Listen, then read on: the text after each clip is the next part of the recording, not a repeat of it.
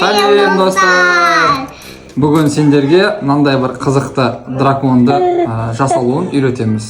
Бұны қай беттен қарама, түрі саған қарап тұрады. Қызық па? Кеттік.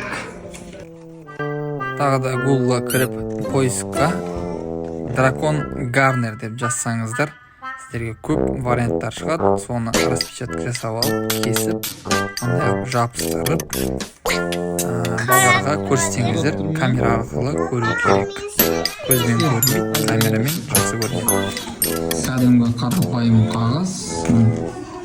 Қалай көрсеңіз басын бұрап, былай қарапсаңыз кәдімгі қағаз.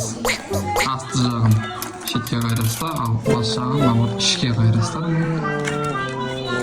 Дракон Гарнер деп Google'дан іздесеңіздер, балаларыңызды таңғалдыруға өте қызықты бір ойыншық.